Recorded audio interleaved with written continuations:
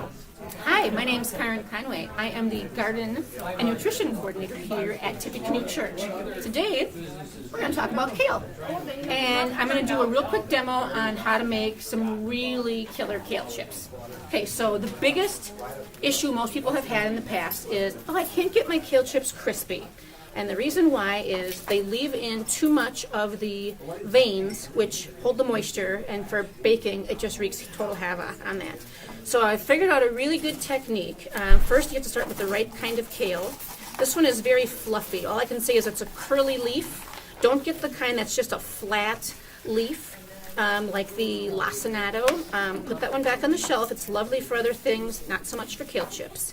So what I'm doing here is I'm going to pull these away from the stalk and try to keep as much of these veins as possible just on the stalk. I'm going to compost these later and the worms will love them, but they are not so good for baking. So there's a bunch of different ways you can do this. You can take the whole stalk and like pull it off, then sit and go through these things. I found it's easier just to hold onto the stalk, pull them off.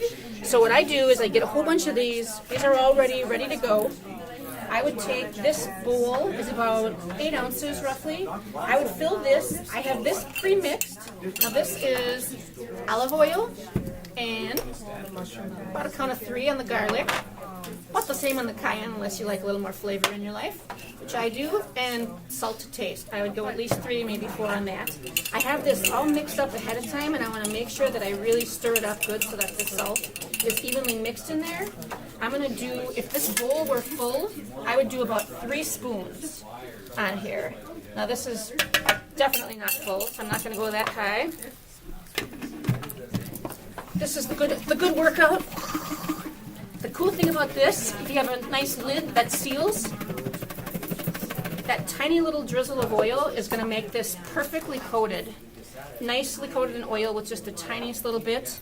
I'm going to put this on my pan and make sure that it is evenly spaced out. So the whole thing is you don't want them all on top of each other because they will affect the moisture and make it harder to bake. Another thing I forgot to tell you is make sure that they're small pieces, no big chunks. These are just perfectly sized. I'm putting this in the oven for 10 minutes at 400. It's perfect every time it comes out. I'm going to let them slowly cool off, sometimes just on the stovetop for a short time. So let them slowly bring the moisture down. Sometimes there's a few that aren't quite baked yet. Other ones are like really crispy.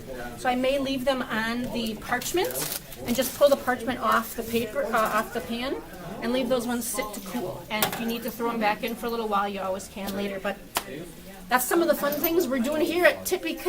Come check us out in Bayview.